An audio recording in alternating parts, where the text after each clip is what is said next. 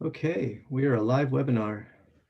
Hello to everybody. My name is Travis Chamberlain. I'm going to be the facilitator for this presentation on democratizing measurement, a case study from Wellbeing Public Policy by Drs. Anna Alexandrova and Mark Fabian of Cambridge. I'm going to just take a moment so we can get everybody into the room. We do have a chat that's available and a question and answer function. And so attendees are welcome to post questions as our presenters move along, and the committee that's here will be relaying those questions to the presenters so that they can respond to them, and we can get kind of a organic dialogue process going as much as we can. We should have about a 30 to 40 minute presentation of the research, and then ample time to have discussion about the topics that are related, moving through what we've been putting together through the HDCA Graduate Student Network, a webinar series on measuring well-being and questions around well-being, impact, and policy, purposiveness, and other issues that we find within that context. And contextualism really is a focus of today. So I'm just going to give us a quick biography. Before I do that, I'd also like to say that please make sure to separate your questions from the general chat. So we've made a general chat function available. You are welcome to converse with other attendees. Please feel free to let us know where you're checking in from into the chat. We can get a sample of how many different countries and time zones we have connected in today's presentation and discussion. And then, as I said before, we'll be collecting those questions and sharing them with our presenters so that we can have an ongoing kind of collaborative conversation around issues related to the presentation. So our presenters today are Dr. Anna Alexandrova and Dr. Mark Fabian, both of Cambridge. Anna Alexandrova has a PhD in science studies from the University of California, San Diego, and taught at the University of Missouri, St. Louis, and Washington University in St. Louis before moving to Cambridge, King's College, where she is now a fellow, directing studies in history and philosophy of science. Dr. Anna Alexandrova wrote a book in 2017 titled The Philosophy for the Science of Wellbeing. It's a book that analyzes different approaches to well-being as well as different definitions. It's really focused on the contextual and purposive related issues that go into well-being measurement, and talks about what makes for the promise or authority of a science of well-being, especially how it focuses on specific kinds of people and well-beings that are relevant for specific contexts. One of the important focuses of the book is the need to recognize and address normative considerations around value-based conflicts that will inevitably arise when a measure of well-being is adopted. There's inevitably this value-ladenness and normative component. And just a quick quote from the introduction of the book: the science of well-being is better off when its values are well articulated and defended. And I show this to be possible, I being Dr. Anna Alexandrova. Further publications, just to give a sense of research that's related to the topic for today, include, and just the titles: Can the Science of Well-being Be Objective? Is Well-being Measurable After All? Values and the Science of Well-being. And is construct validation valid? So Dr. Anna Alexandrova, gives us a number of different ways to look at the practice of measurement and how a recognition and the need to make values transparent infuses that practice. And that's a driving impetus for the research that will be presented today. Dr. Mark Fabian has a PhD from the Australian National University, where he graduated from the Crawford School of Public Policy, and his thesis focused on what well-being is and how to measure it. He works currently on the Measuring Well-being project at the Cambridge Bennett Institute for Public Policy, focusing on how citizens and policymakers understand not only well-being, but also its measurement and the legitimacy of well-being policy interventions. Before working at Cambridge, Dr. Fabian was a Fulbright Fellow at the Brookings Institute in Washington, D.C., and he looked at the role of psychological well-being and social capital in the 2016 United States presidential election. Currently, Dr. Fabian is working on the more qualitative strand of well-being and the dimensionality of well-being measurement, focusing on different definitions of or values related to well-being in the context of the United Kingdom welfare system. There's a focus especially on co-production processes, which I think we're going to see today, and what it means for those who are stakeholders in the well-being measurement and downstream policy implications to have a say in the definition of what well-being means for them contextually. This also relates to participatory methods and other similar aspects in the human development and capabilities approach, which is the organization sponsoring this webinar. Dr. Fabian is a co-editor for a recent book titled Hybrid Public Policy Innovations, edited along with Robert Brunig. And that book focuses on reasons for and techniques relevant to evidence-based public policy that uses state-of-the-art empirical techniques. And just a sampling of recent articles, the titles, just to give us a sense. Be Happy, Navigating Normative Issues in Behavioral and Wellbeing Public Policy, Improving Interdisciplinary Research in Wellbeing, and Racing from Subjective Wellbeing to Public Policy, a Review of the Origins of Happiness. So there's a confluence of philosophical understandings of well-being, normative issues and values, and then technical aspects related to the measurement or science of well-being. Welcome to our speakers, and thank you for being here. Thank you so much, Travis, and thank you to the association for inviting us.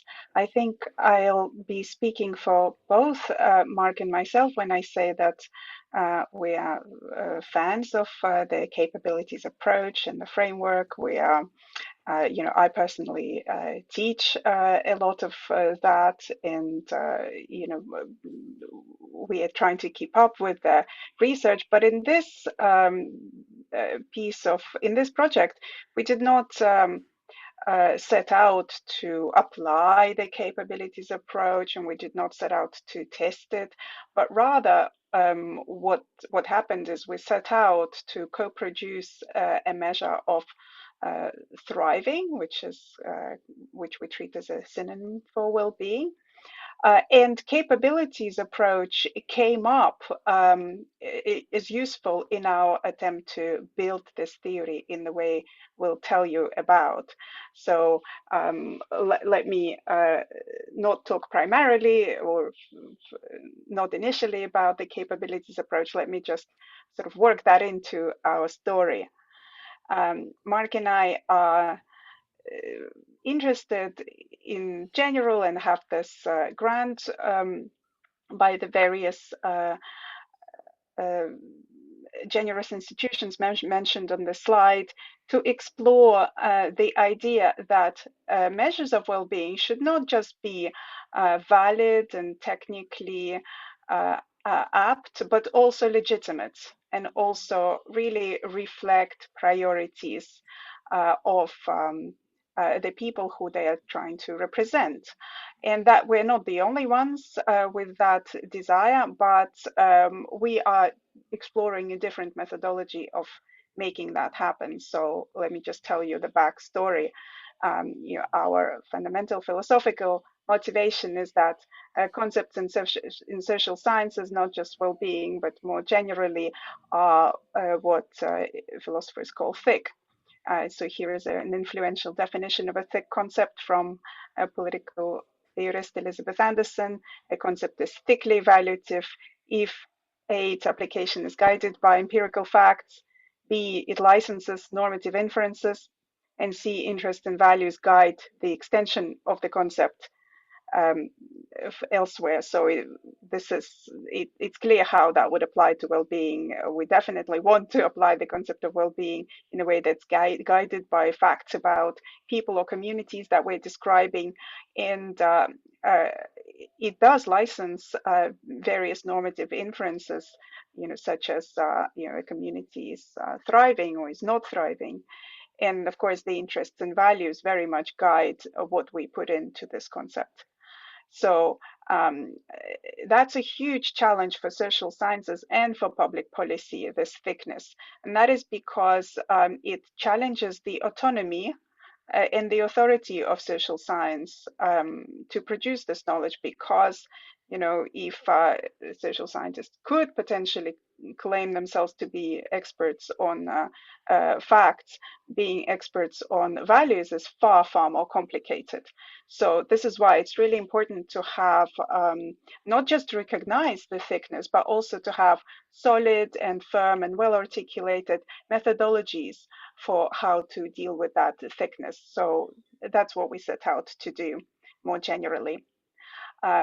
And we started out with distinguishing between, well, let me just give you a preview of 3 claims that we'll be making. We think that there are basically 3 things you can do with thick concepts in social science.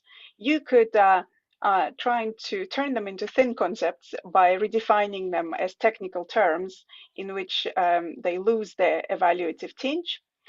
Say, I use the term as this and that. I don't care if that's what well-being is. Right. The second way is to assume full responsibility for making the value judgment. So say, I, economist, decide that I'm going to be measuring well-being and defining it as such, because I think that's what well-being is. So that's the second way. And the third way would be something like what we are trying to do, co-produce the thick concept with participations of all concerned. And we are definitely fans of the third way, but we also think that it is hard to get right. Nevertheless, just because it's hard doesn't mean we shouldn't try. So this is why we wanted to model the co-production of concept of thriving. And we have partners that we're very, very lucky to have, which is a national poverty charity in the UK called Turn to Us, that already had lots of experience helping people who came upon sudden financial trouble. And they already had lots of experience with co-production.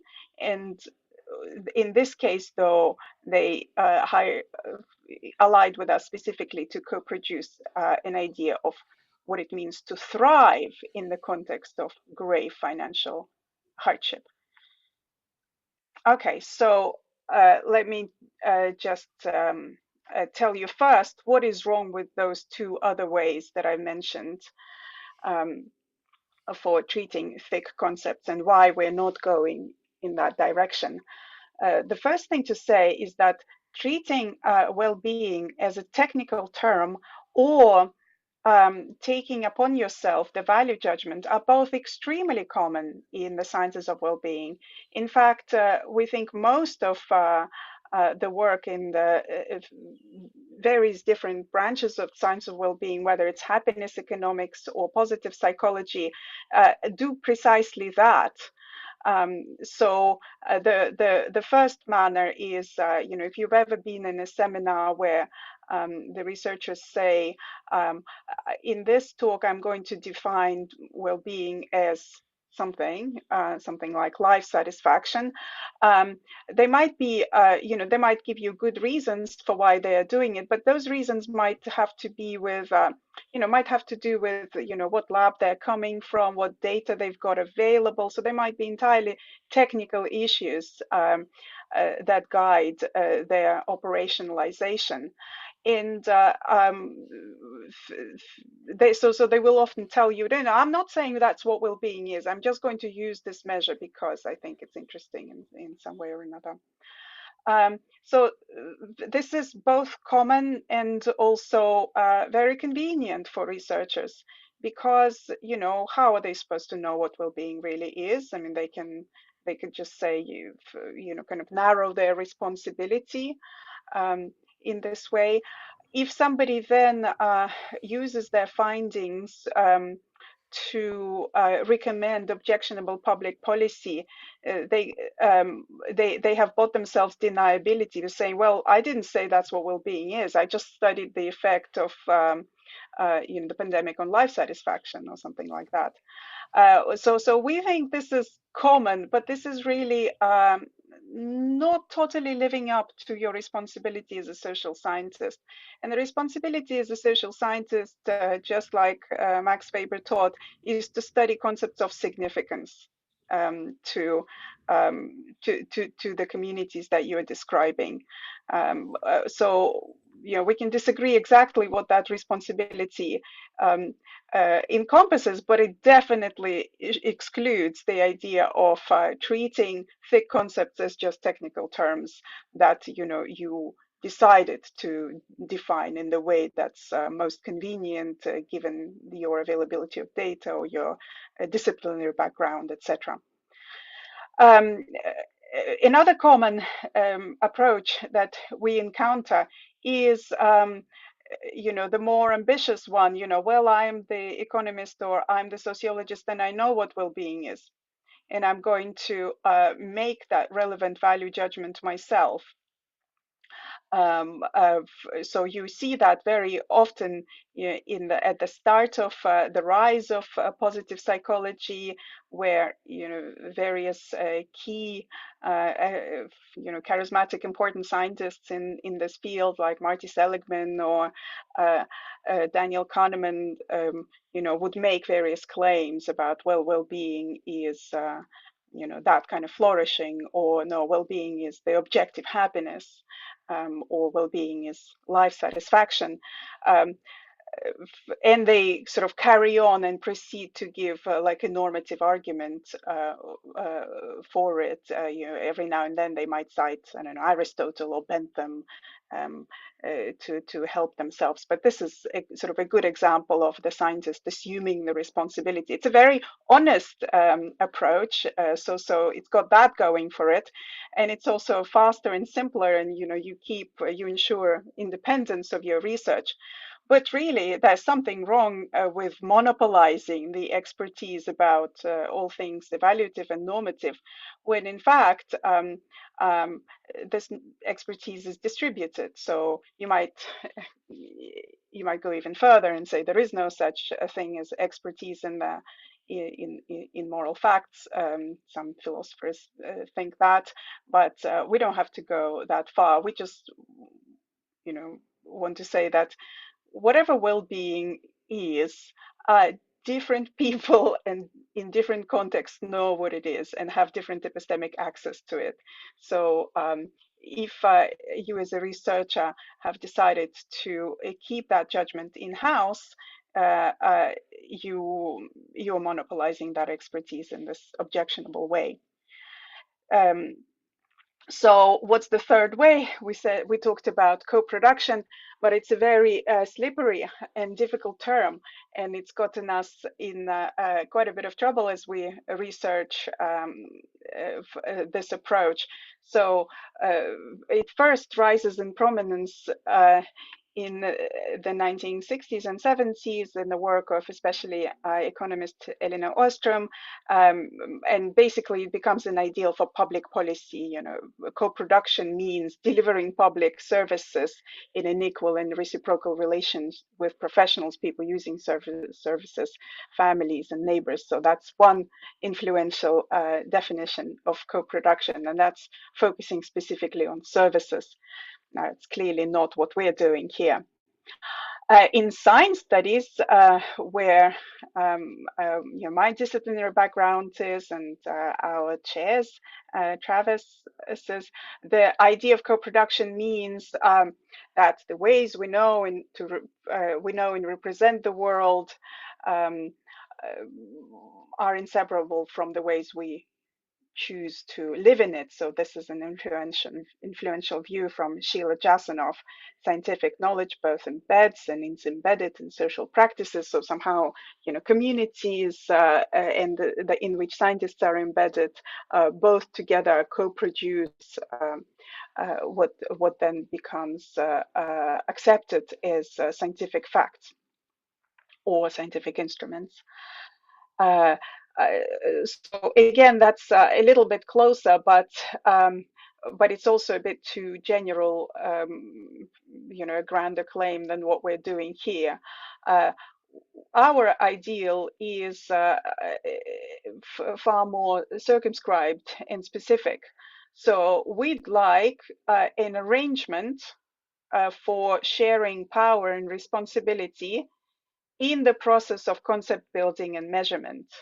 right? So we are interested in producing concepts of well-being that are useful for social research and public policy, and we're interested in measurement, and we're interested in setting up a responsible way of doing so with all the people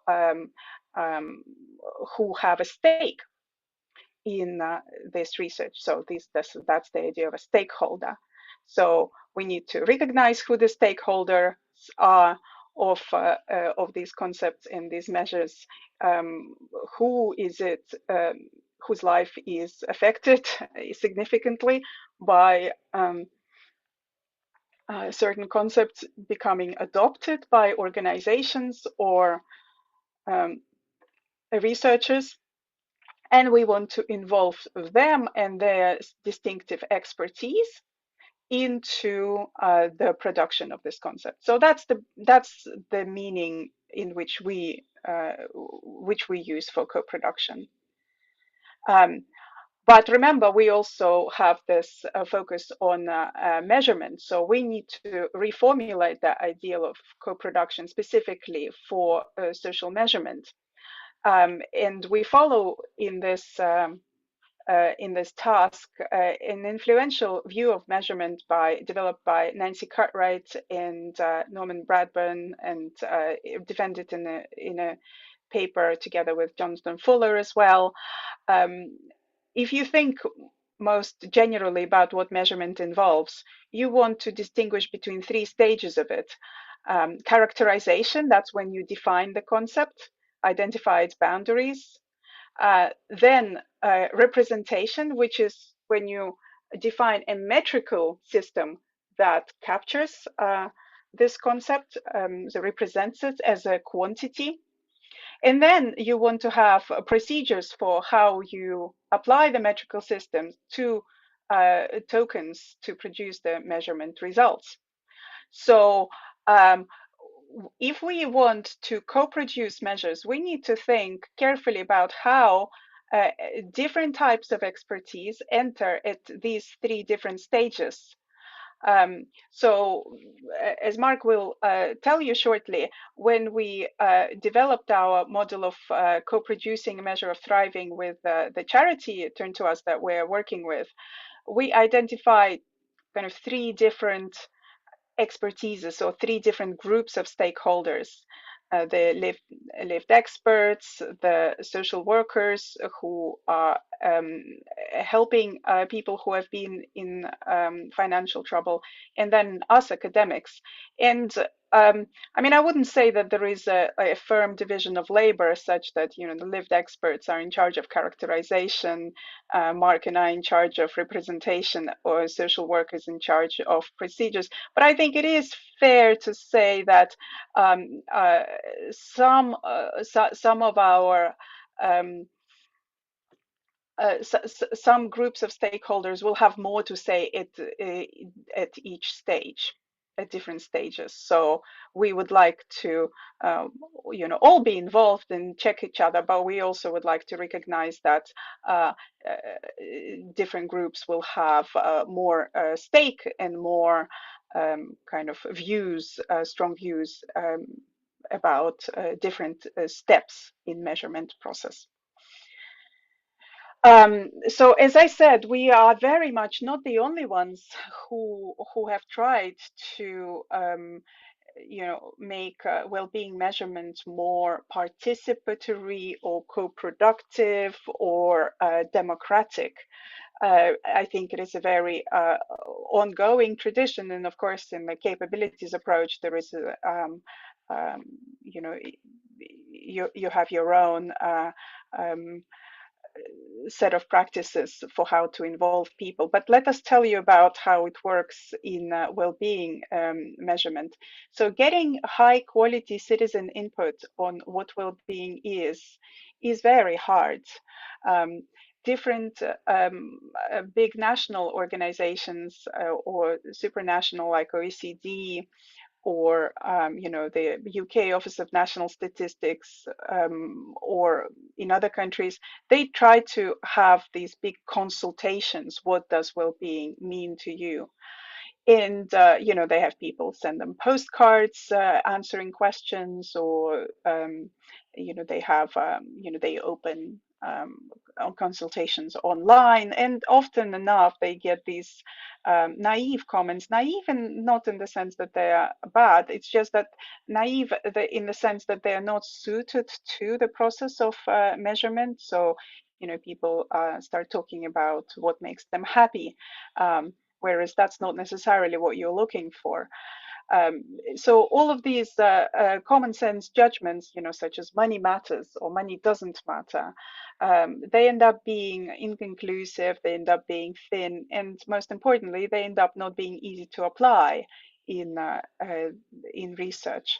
Um, so, and I mean, they also, some psychological research shows that they also end up in very conflicting, incompatible judgments about what well-being is.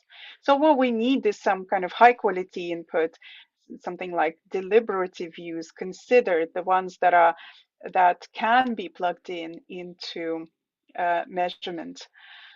And that's very hard to do as well. So you get, if you want to set up a deliberation, who do you have? Do you invite the whole citizenry? Is very either unwieldy or else unrepresentative if you get a smaller sample. We take cue from some colleagues in the education research in this paper cited here, Daniels et al. 2018, called Democratizing Wellbeing, who have found that it's possible to get quality input if you restrict your question to a particular area. So, for example, what does well-being mean for them in the context of adult education? So, and I myself also have a view that I defended in the book that Travis kindly mentioned, that it's much easier and it's much more realistic to build theories of well-being that are mid-level, that are not about all things considered, people, human beings, Homo sapiens, but rather about people stuck in particular situations. So I think it is much more realistic to figure out what is a well-being of, say, a child refugee than it is to figure out what is well-being, all things considered, for everyone. So we therefore then were already primed to go in this very specific way.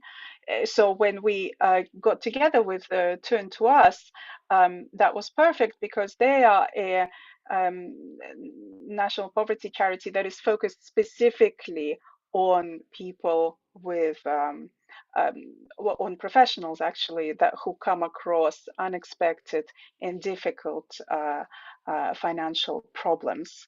So Mark, would it be okay to hand over to you at this point, and I'll do the slides while you talk? Yeah, sure. And then I'll hand it back at the conclusion. So as Anna mentioned, Turn to Us is a very large national charity in the UK, but they're almost entirely digital. So they don't have a lot of on-the-ground infrastructure like some more old-fashioned charities. They do everything online, and they have a lot of different aspects of their operation that are relevant to wellbeing. But I guess the two that we kind of most want to emphasize, just to help people get a handle on their products, I guess, is this one tool called the benefits calculator, where people who are curious whether they are eligible for benefits from the government welfare system can go on to the benefits calculator, input all their welfare relevant details, and then the benefits calculator will tell them whether they're eligible for things, and will also carry them through to the government website and also pre-fill some of that government website. So from a behavioral economics point of view, it kind of helps take out a lot of the cognitive load. And then there's also a facility as part of that to help people get back paid for things that they were eligible for in the past but didn't apply for. The second thing that's a really big part of the operation is these one-off grants that they give people, quite large grants of around £1,000. And for that, you have to meet certain criteria. And the big ones are that you have to be a professional, and they usually use either occupational or qualifications to determine whether you're a professional, and you have to have had a life-changing event which is typically illness or an accident or getting laid off or something like that. And then you're eligible for that. Under COVID, they've expanded slightly, but those conditions come from the original trustee, the person who endowed the charity back in the Victorian era, who was quite focused on that sort of thing.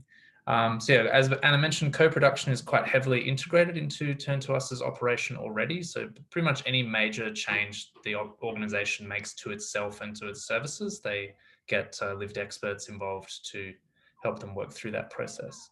Next slide, please. So in the process we ran, as Anna mentioned, we have these three groups of experts.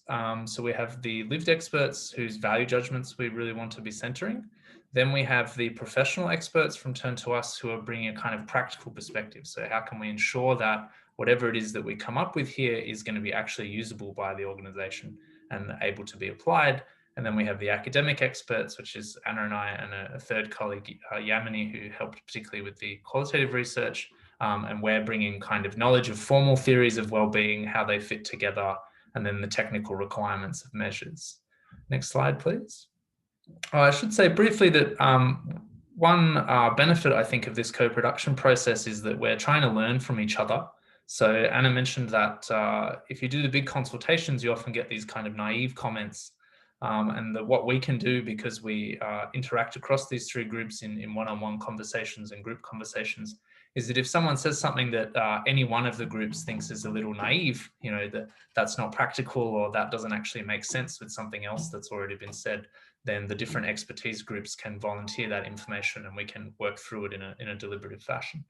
So the process we employed in this co-production, and it's not complete yet, so I will only be able to present preliminary results, is that we started with a big online survey. So the charity has really good records of who's used the benefits calculator and who's received grants, and people can volunteer to be sent surveys occasionally. And so we can send a survey out to about 5,000 people. We've got about 2,000 responses. And from that, we got a kind of initial steer of what well-being is to the people that interact with Turn to Us, because we didn't want to go completely off in the wrong paddock. Then we took that information into a working group, which is made up of the 3 academic experts, 4 lived experts, and 5 people from the charity. And that working group then met one-on-one and in small groups over the course of about 2.5 months to discuss what thriving means to people interacting with the charity and how the charity could use it. We've now kind of wrapped that up. So we've got the theory so far. Measurement is still a bit of a work in progress, and I'll talk about that. And the next stage will be to have a workshop where we get another 12 lived experts involved so that we can check whether we've just got a really unrepresentative working group.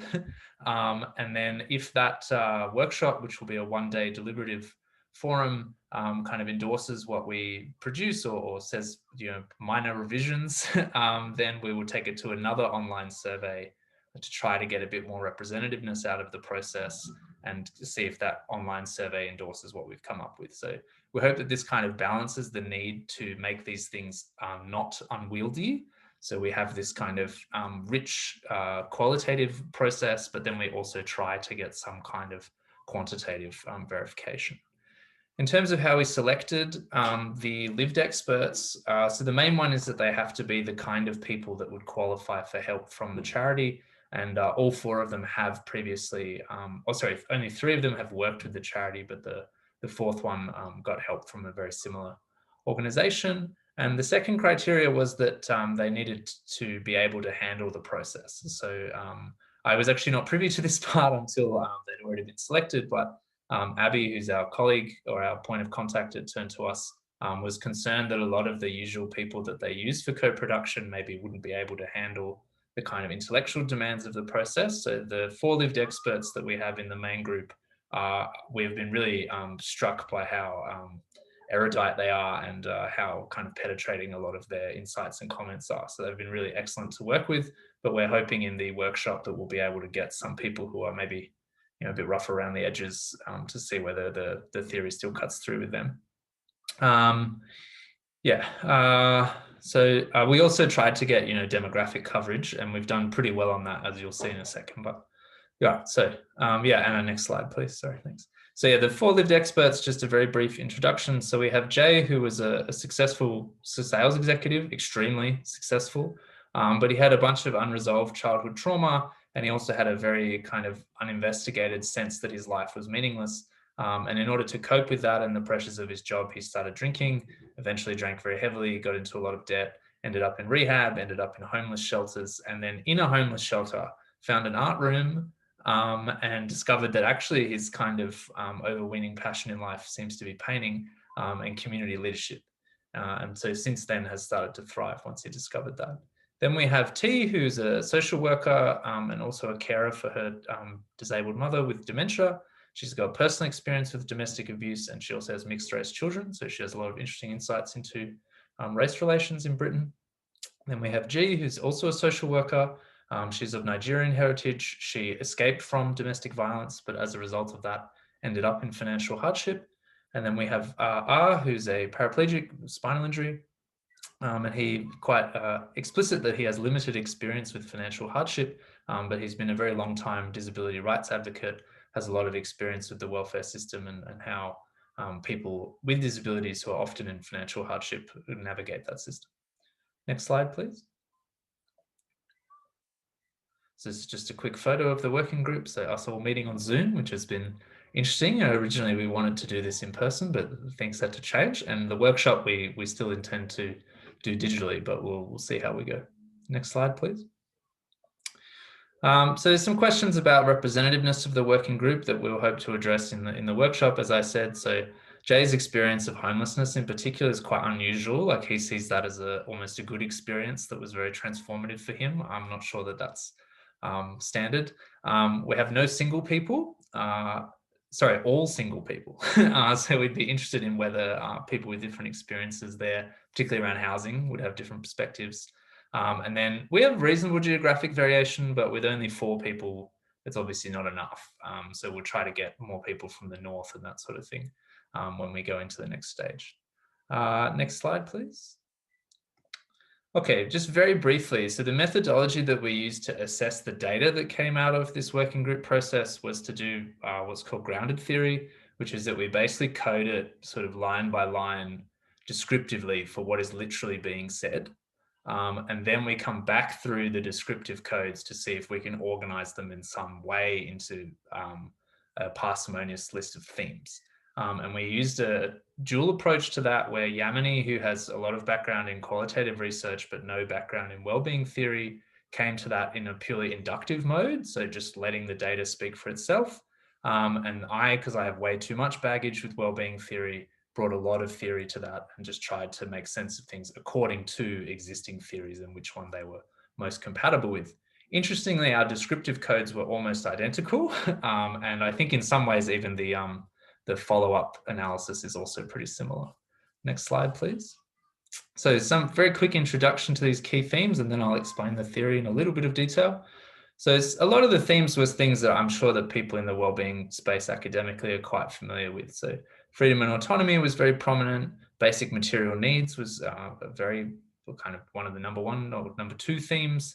There was a very strong emphasis on stigma and marginalization and oppression and getting away from that, and also on overcoming cultural expectations and finding your authentic values and like what it is that you want to do with your life and what's appropriate for you. And then friends, family, community, and other relationships was the number 1 theme. And then some of the other things were a bit more unique to the context. So there was a very strong emphasis on having advocates and having access to the welfare system and access to political systems more generally. As I mentioned about marginalization and oppression. And then one thing that we were, I guess Aaron and I were not super surprised about, but I think it was quite striking, is that there was very little talk of sort of pleasure and happiness and much more of an emphasis on purpose and kind of being able to contribute to something. Next slide, please. Okay, so the theory that's kind of coming out of it, and this is the one that I've developed, not the one that Yamini's worked on, is kind of like a hierarchical model almost. So the most fundamental thing is capabilities. So I won't explain that in too much detail, but the means to live well. And then you need to have a kind of process. So a lot of people talked about, well, I had the means, but I still didn't live well because I didn't know how to use my means for something helpful. And so we need some kind of model of this process by which we kind of discover what functionings, for example, might suit us. And there's a lot of talk about self-knowledge and self-expression in the data. And one way to make sense of that might be to talk about intrinsic motivation. So trying to discover what values or behaviors are really authentic to you and what would fit you. And then we can talk a bit about the outcomes. So how do you know that you have found the values or behaviors that suit you? And the things that are emphasized here in the data, as I said, not so much pleasure, but feelings of meaning and purpose, connection to people. So a lot of the lived experts had bad connections at different times in their life. They were surrounded by toxic people. And now that they're surrounded by people that are good for them, they really acknowledge that sense of relatedness is now quite real and quite healthy. And then feelings of autonomy, really important. And I think the feeling of autonomy is an interesting complement to the objective state of being autonomous. And then finally, a feeling of competence. So a lot of the time people feel like they're just not in control of their life and they can't do the things that they want to be good at and that sort of thing. And when they were thriving, they felt like they were skillful at life. Okay, next slide, please. Okay. Yeah, so just a little bit more on that. So capabilities, as I'm sure everyone here knows, are the sort of resources broadly defined that you need to be who you want to be and do what you want to do. Things like income and health, but in our context, also things like circuit breakers were talked about a lot. So you're just under relentless pressure. You're always stressed because you're so close to the breadline, and you just need some time out to be able to think about what you want to do, particularly say with what kind of job you want to do to help you exit poverty in a sustained way, advocacy, access to the system.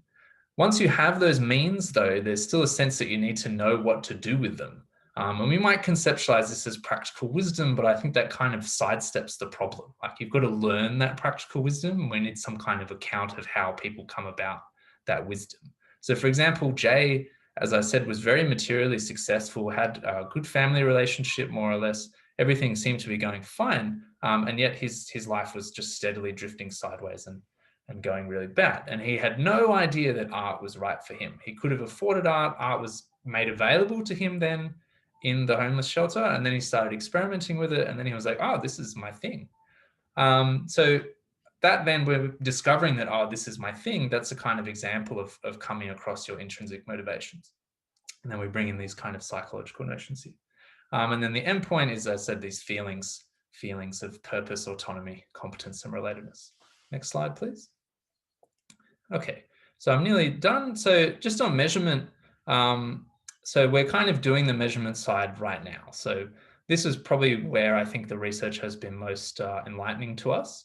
So what's really struck us is that academic theories of well-being do quite well, but academic measures of well-being do really badly in this context. So long form surveys, like what we get in a lot of the quality of life literature or in psychometric surveys, are just too long. So the charity doesn't want to put questions to people as they come to the charity because they see it as a huge burden on stressed people who just need help.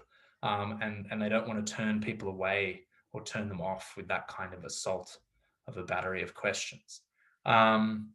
Then quantitative measures are often too insensitive to the 3-month treatment window. So the charity has used life satisfaction scales, for example, and they just found that there was basically no change in people's life satisfaction, even though people were reporting that the charity had been very helpful to them.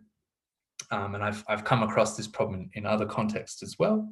And then we also got really explicit evidence from the interviews that adaptive preferences are a very live issue in this context, and so it'd be quite difficult to use any sort of mental state-based account.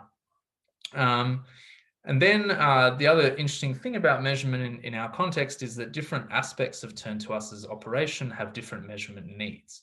So they have a kind of policy campaigning arm that was quite emphatic that they really needed quant measures mostly and to be able to produce infographics. And then they just wanted a sprinkle of qualitative stuff so that they have some nice pull-out quotes that kind of bring a human angle to what they're reporting. Meanwhile, the caseworkers who are giving out the grants, they really need a lot of qualitative information about how that money is going to be spent and what effect it's going to have and that sort of thing. So we're currently trying to co-produce bespoke measures with the charity that will be suitable for their needs, but that's ongoing, so I can't say too much about it. Next slide, please. One comment that we get a lot on this research is, well, how are we going to scale this up? How are we going to generalize it? So a lot of the enthusiasm in this space comes from a kind of national statistics point of view of going beyond GDP. And it's a very high level. We're kind of down here in the weeds in a very specific context. How are we going to get up to that level? So we're quite optimistic about this. We just think it's going to be a slow and time-consuming process.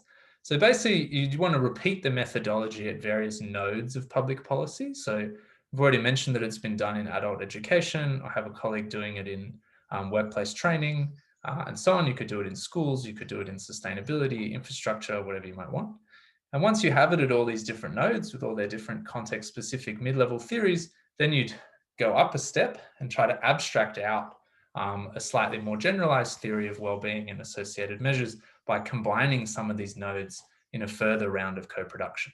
So we could get together with other charities that work in housing or work in debt, work in drug abuse, etc., and co-produce a theory that works for all of those charities. And that's likely to be slightly more abstracted than the ones that work at each of the individual charities.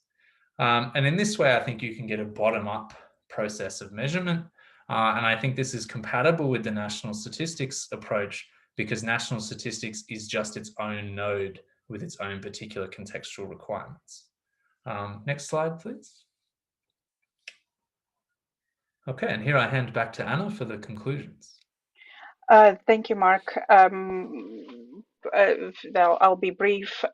We think it is really important to co-produce constructs that are value-laden, and in this case, we think it is possible to co-produce it on the scale that we have taken on, which admittedly is a small scale, but I think it's the model that matters, and then we can figure out how to generalize it. So as we're going through this process, that's going to be various different requirements of technical validity of a measure or its usability with the people that turn to us as helping, and its philosophical validity. And in all of those cases, we're just going to have to learn how to square that circle, how to make sure that all of those requirements are satisfied in some way or traded off against each other in a way that's legitimate. This was really interesting for us to go through, very big change in our habits as a philosopher, as an economist, big deployment of our kind of emotional skills to conduct all these interviews and to analyze all this data. And the emerging construct, as you have seen, is a kind of a conglomeration of various different ideas like the eudaimonic approach and the capabilities approach, and also a real emphasis on the process. So we really keen to get feedback on how this looks from the capabilities point of view and how that compares to other similar exercises that people have entertained. Anna, you muted yourself. My apologies. I'll stop here and give you some works cited. And there's already some nice questions. Travis, I'll let you figure out how to handle those. Yeah, thank you. And thank you to both. That was just fascinating. And to my mind, my research is on capabilities measures using actually a similar construct, perhaps not surprisingly, from Cartwright and co-authors on the characterization, representation, operationalization, and how some of those different aspects of the measure fit together. And I find myself just thinking from that perspective that I've been embedded in for a couple of years, how related and just how important also to get the sense of what's valuable from the people who are living the experience, and then trying to derive through this continuous dialogue an understanding of well-being that fits that context, and then can still be fit to a set of qualitative measures and indicators, quantitative measures and indicators, as well as various qualitative references. But instead of me just talking, what I'm going to try to do is, as much as I can, facilitate questions, including from our committee. Our committee itself is fairly diverse in terms of its interests. And so I encourage those members, as well as everybody in attendance, to post whatever questions we have as we move along. And I'm going to start with the first question that was posted earlier in the conversation. This one seemed to be more so related to the structure of the survey questions that were released. And the question says, what was the process for deciding your survey questions to get the types of responses you were looking for? So I think a methodological question. Do you want me to Mark, take you that? want to go for it? Oh, I can Uh, start and you can jump in. So sure. Jolene, thank you. That's a really a fair question. So there were there was initially a survey that we gave to all of the participants. No, sorry, all of the people that turned to us has access to all of the people who, you know, who are in its database. And that had to be pretty brief and kind of conventional. So we tried to ask them kind of questions about what they think is an important aspect of their well-being. We gave them some options about what to reply. We tried to make the questions a little bit meta, like we tried to get people to think about what questions would they like to be asked in order for their well-being to be clearer to everyone. What are the common misapprehensions or misunderstandings people have about well-being of people in their situation? But afterwards, once we got into the co-production exercise, like the qualitative portion of it, there were no surveys. There were very structured interviews. Well, sometimes they got a little bit unstructured. So I wonder if if that answers your question. Mark can. I'd like to know what's behind your question, but Mark, do you want to say something here?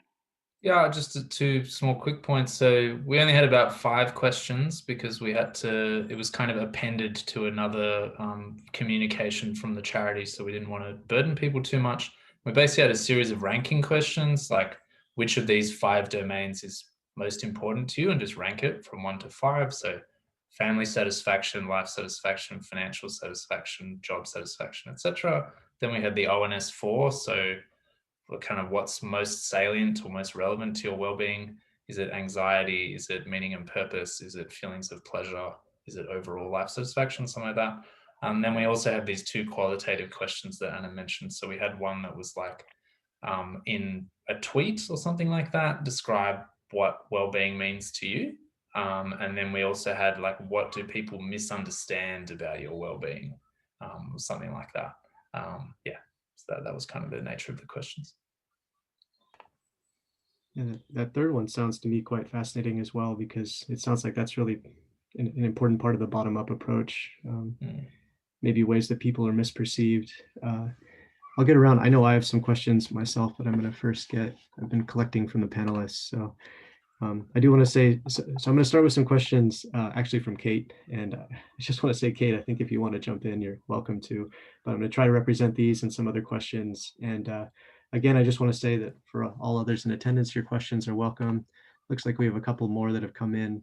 So I'll get those represented as well in just a moment. One question that was relayed over was, how do you maintain the balance of power? So kind of be a more sociological or political science kind of question between these 3 groups of experts. And then how have you managed to ensure that these different groups are heard equally as you move through this process, this democratic dialogue? Thank you. A very fair question, Travis. I mean, we've just established some important is good chairing, right? So the turn to us people already knew how to chair those exercises so that nobody dominates. And I mean, I think they vetted Mark and I for you know, for our ability to listen and hear and be respectful. And we also in our very first meeting, set out some ground rules for listening to each other. So I think we very quickly we realized, Mark and I, that the lived experts are incredibly sophisticated and thoughtful about you know, what thriving is, and they can think theoretically, and we were mostly kind of along for the ride, because the big thinking kind of happened in the interviews. I found it so far pretty doable to maintain balance of power. Yeah, I mostly emphasize just like being a good person in general, like virtue ethics stuff. So like be open, be honest, have goodwill, this kind of thing. That seems really important, particularly when talking to the lived experts, just let them talk. And then some things that are kind of, I guess, a bit more interesting is that we pay the lived experts like the London living wage, and we think that's really important. I'm kind of curious about like a Marxist perspective on that. Like, does that establish a kind of relationship of dominance? But we think that that's the kind of basic respect that you pay people for their time. And then we always make sure that we maintain open lines of communication with our lived experts, and always try to invite comments. So every 2 weeks in the process, I would send out a newsletter that kind of summarizes some of the themes emerging out of the process. And I would always say, please let me know if you have any thoughts. And I did quite frequently get comments from the lived experts, and then I would dialogue with them on those kind of things. And just, I don't know, there's a few other kind of bits of respect, like the disability rights guy, he said to me that he thinks it would be really important for everyone in society to read this book by Michael Oliver on disability rights. So I went and read the book just as a kind of sign of respect. So I don't know, just kind of things like that. But if you have any ideas on how we can improve that process going forward, I'd be very interested. Yeah, I think, if I may, one of the thematic groups in the HDCA is participatory methods. And I feel like just the previous commentary and response there is a major recurring theme in that group. How to, I guess, remove power imbalances and really give voice and influence. Yeah, there definitely is. It's hard to say whether there's an exact methodology. I mean, in some sense, it might be a kind of practical wisdom, enabling others to speak and kind of pulling those different values out and making them highlighted, and then allowing other people to comment on them. But it's definitely an interesting part of the process. Well, what does good deliberation look like, and how do we enable it? I think there will be follow-ups, but there's a number of questions at this point. So I'm going to jump to one other one from our committee, and then we have quite a few that I'll be kind of busy in the background collating the ones that we've gotten from the attendees. But one question about co-producing from the stakeholder members, and this from Raphael, another member of our committee. If you're co-producing from the point of view of not just lived experts, but also the professional experts, what different perspectives are prioritized?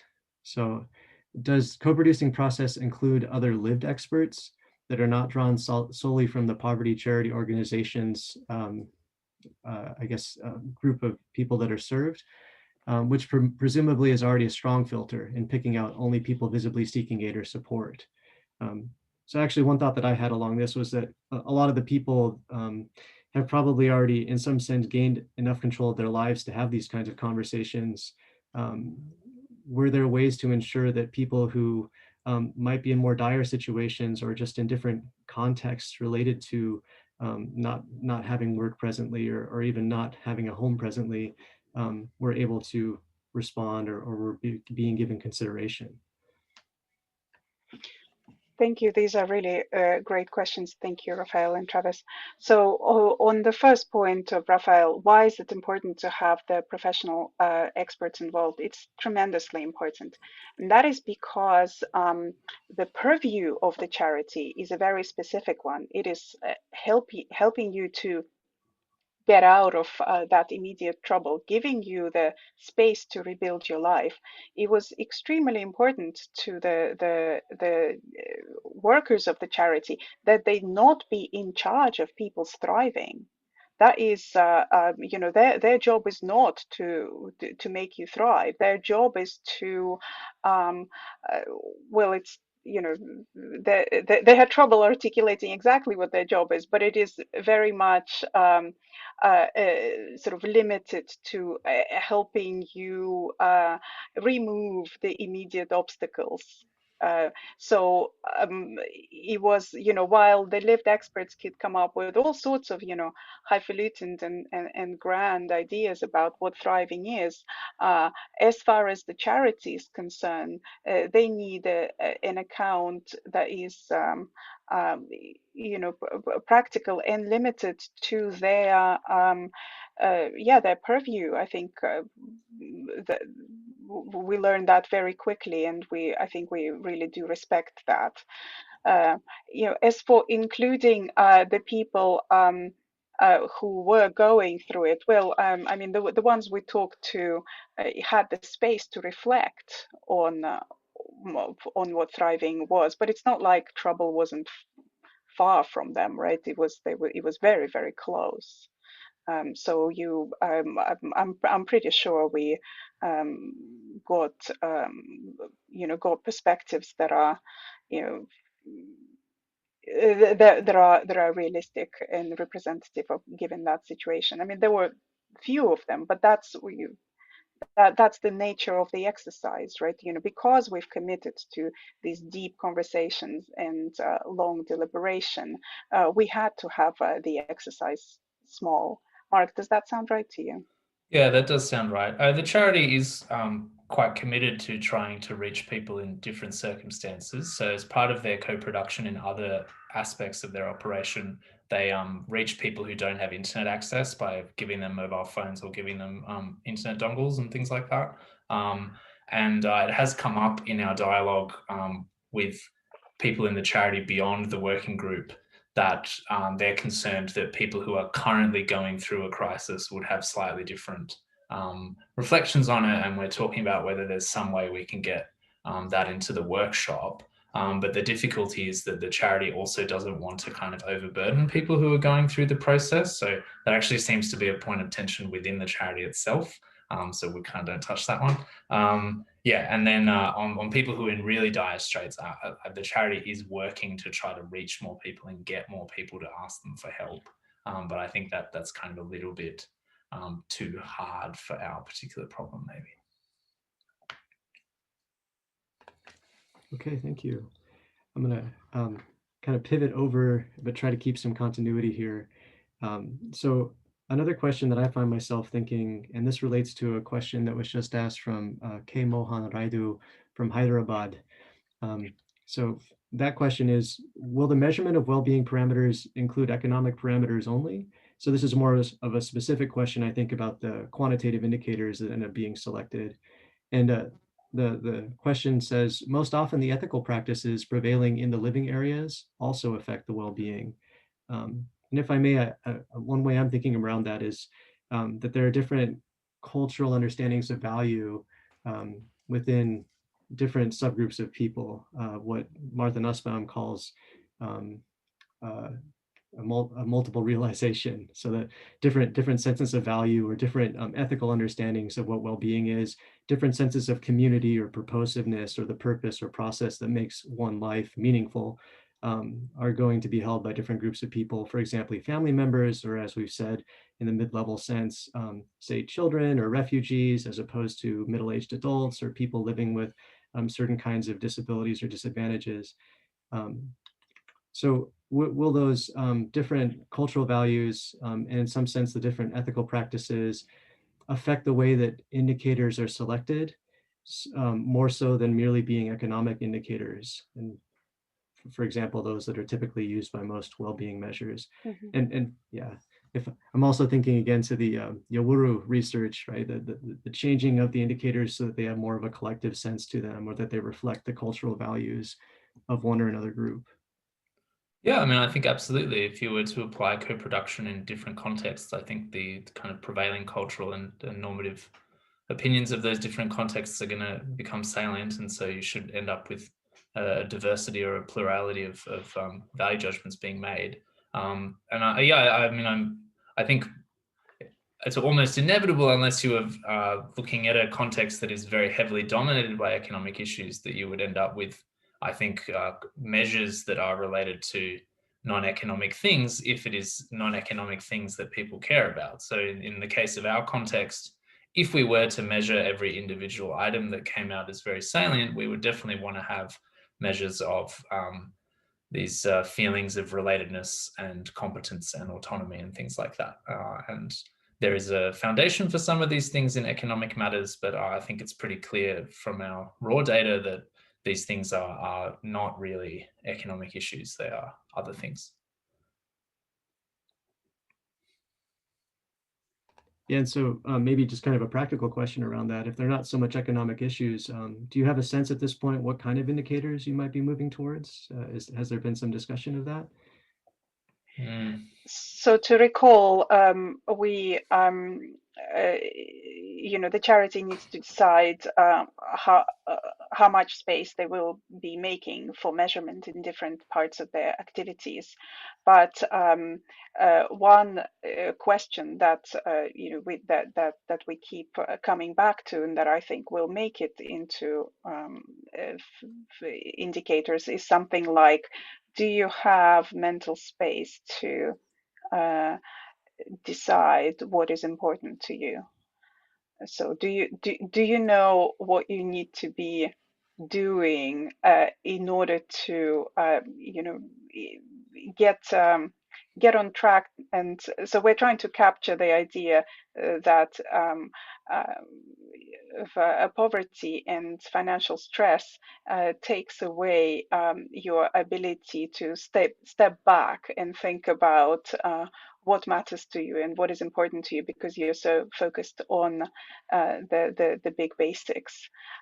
So we'd like to figure out, we'd like to formulate a question along those lines, and it may, depending on how much space we're going to get from the charity, whether it's going to be a verbal question asked or whether it's going to be a survey question asked online, it is that will make a difference, right? So not ready to tell you any specific questions.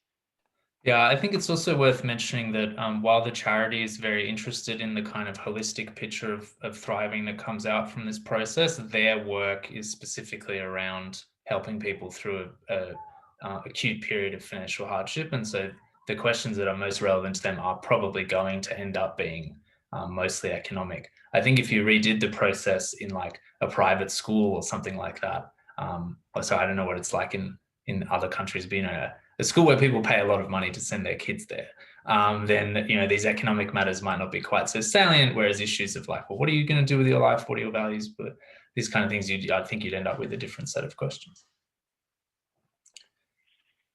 Okay. If it's okay with you, Travis, I think this might be a good time to address a really good question by El Terzi.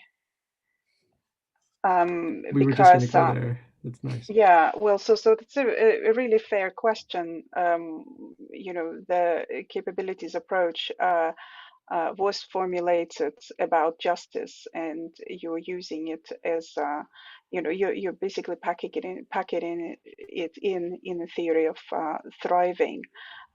Could you explain that? So yeah, extremely unapologetic about that, right? So I've always thought that the best thing about the capabilities approach is that it is a formal framework that can be plugged into many different contexts and purposes, and turned to us specifically in order to help them design a conception of thriving. They didn't come to us for a conception of justice, and I think that is extremely important. So it's a credit to the flexibility and the importance of the capabilities approach, that it can do a lot of different work depending on the situation.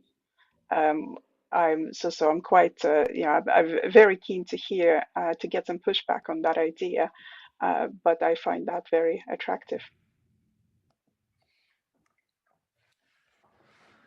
Yeah, there's another question in the Q&A and I'm struggling to kind of piece them together. So I appreciate from some of the comments that the way I talked about capabilities and functionings and stuff strikes people as a bit unorthodox. So I just thought I'd clarify my position.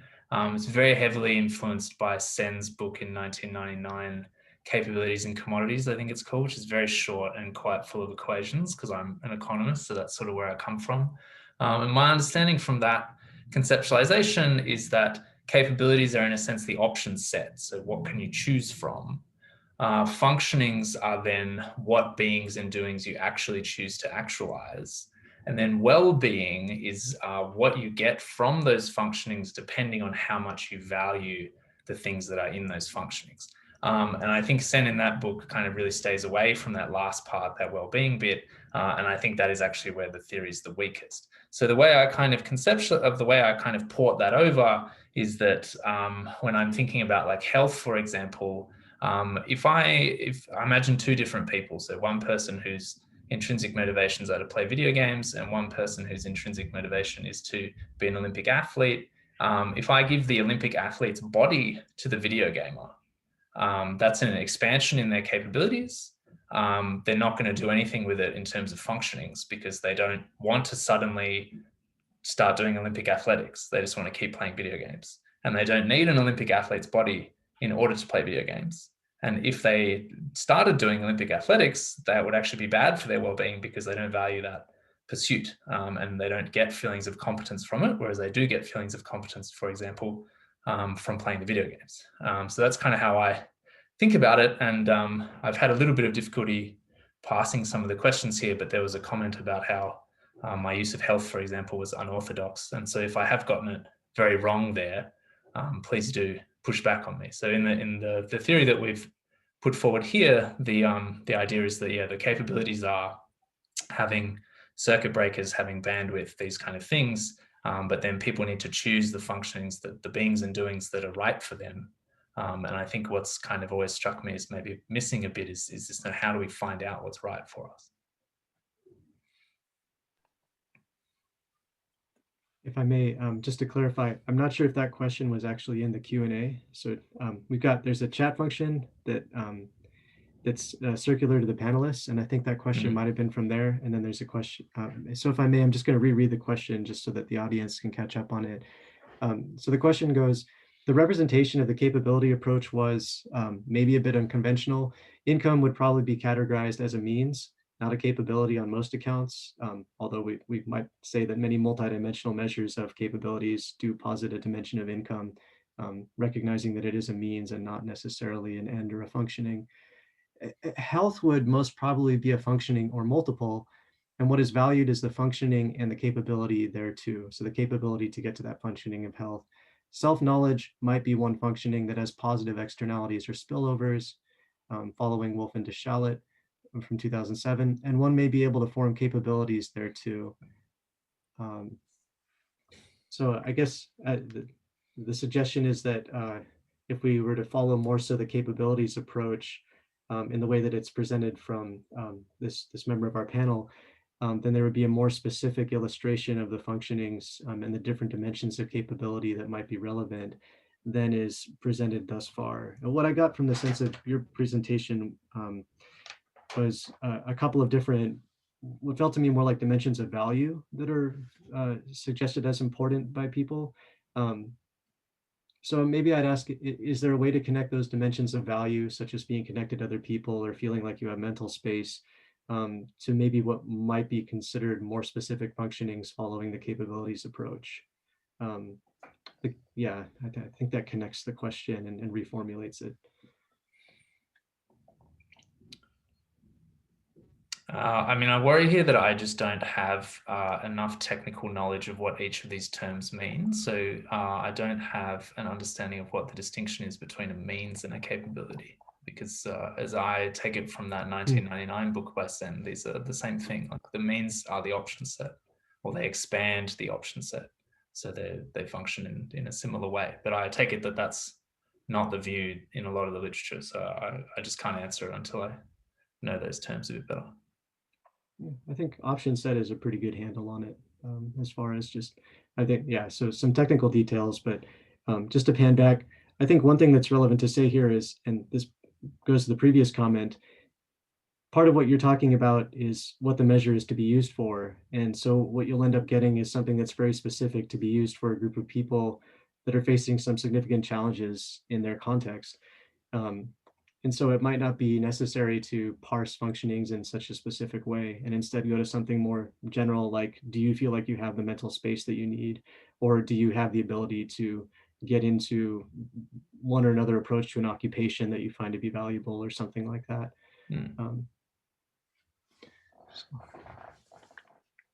All right.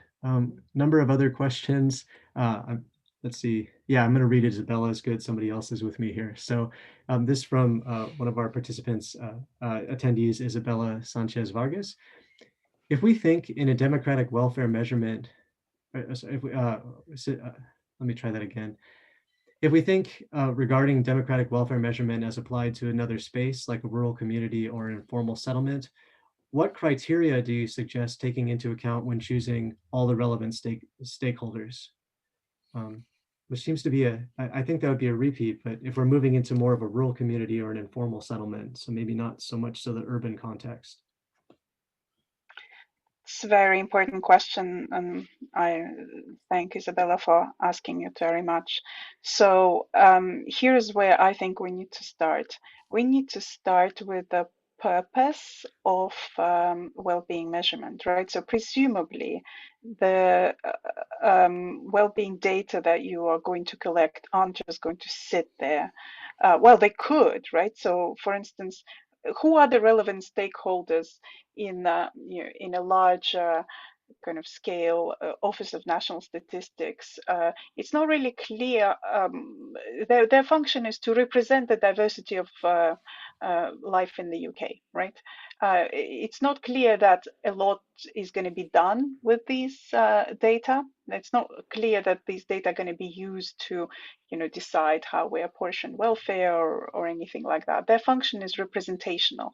So that means your stakeholders are users of these data, so researchers, and of course, the citizenry. Whereas in a small scale situation like Isabella is describing, the first question to answer is what's going to happen with those measurements? Are they going to be used to decide, about how many schools and hospitals do we need, or about how we apportion our scarce resources? Are they going to be used for forward planning, right? And once you have that kind of story about usage, then you'll be able to identify the stakeholders. So the stakeholders are people who are going to have to know what to do with this knowledge, right? So in our case, these are the social workers, right? They're the ones who need to know how to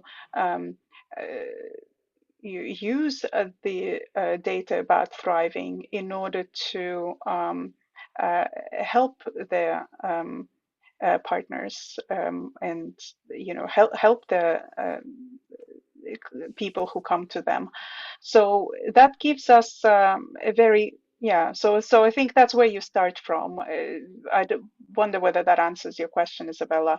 You have to start from the purpose for which you're collecting measures. Once you have specified the purposes, there will be clear groups of people who are going to be in charge of translating these measures into actions. So they are definitely going to have to be the stakeholders. I don't know whether I have any more formal things to say about how to select. It's such an important question, and I hope that there is a formal account of that coming from somewhere else.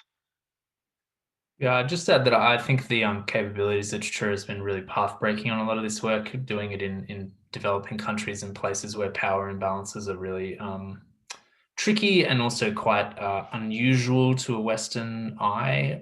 So, if you come to a community and you think, oh, well, I need to ask these people about their values, but there's a particular group that kind of really speaks for the community, but you're not sure whether they're kind of like democratically endorsed. Should you speak to them or should you speak to the citizens or stuff like that. My immediate reaction to your question was, well, it's going to depend a lot on the context. And I think Anna's given a very good general account, and I'd just be kind of scared to say much more than that.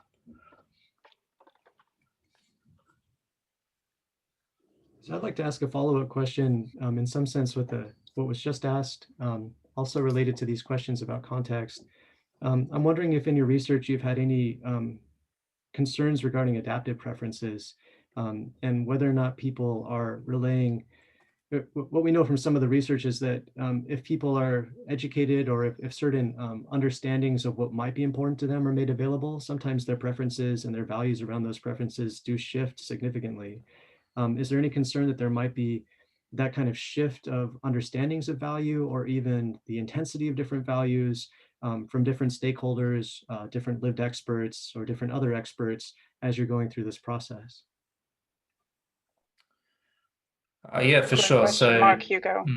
Yeah, so at least one of the lived experts really explicitly said that they had adaptive preferences, and many of them talked about how they'd sort of internalized values, thought they were doing well, then had a lifestyle change or a life-changing event, or just were slowly incepted by their colleagues, things like that. And as a result of that, they had a kind of transformation in their preferences, and then they saw that their life was bad, and then they changed their life, and then they saw it was good. And then I think you run into the problem of endogenous preferences, which revealed preference theory has been struggling with for a very long time. They're like, which set of preferences are we to take as welfare relevant?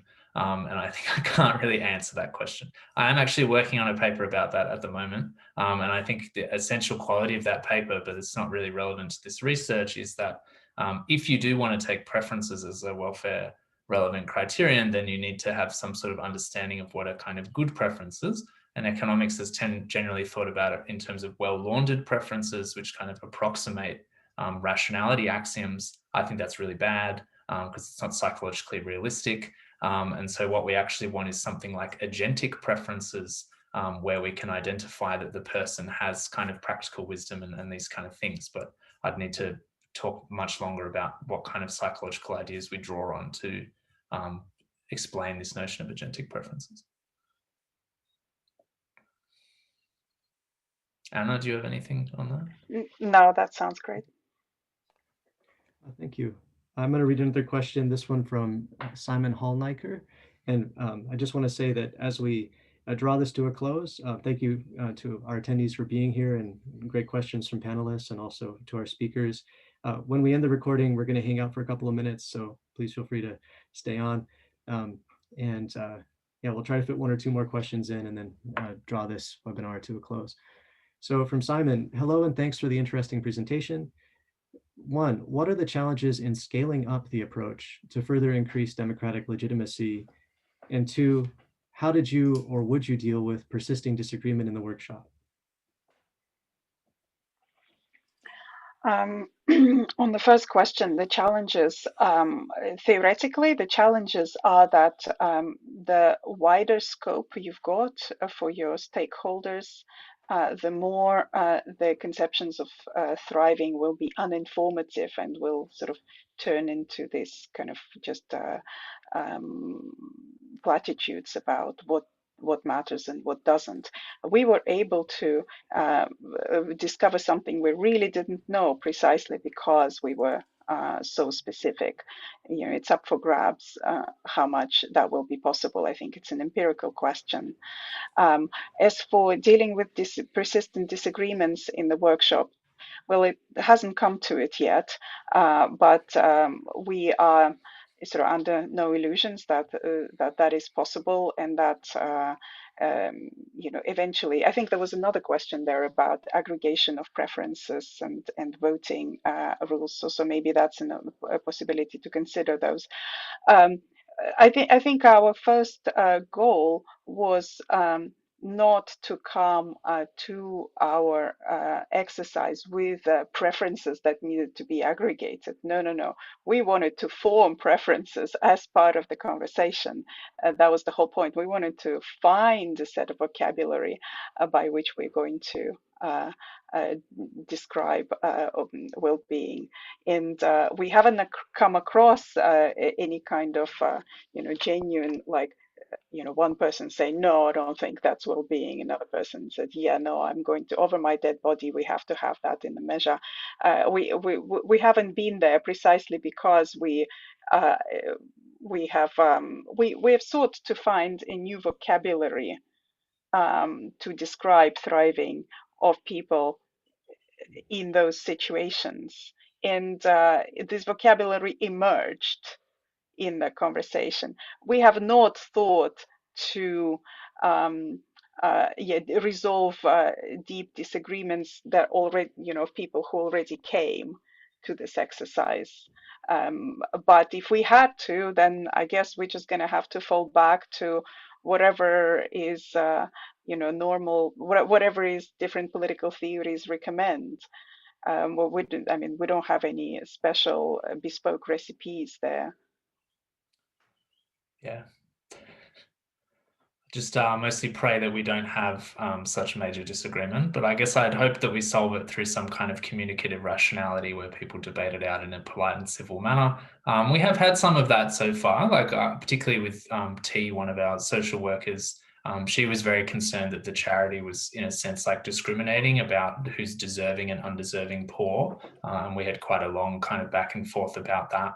And I think I adjusted my opinion slightly and she adjusted her view of the charity and kind of accepted that they're under an ethical prerogative from the original endower of the charity, that they have to stick to their remit, but that they try and do bits and pieces around that. So it'd be interesting to see at the workshop if we get more kind of combativeness, but I think the open-ended time frame and the kind of tone that we try to bring to the process means that people can usually work out their disagreements rather than just be obstinate.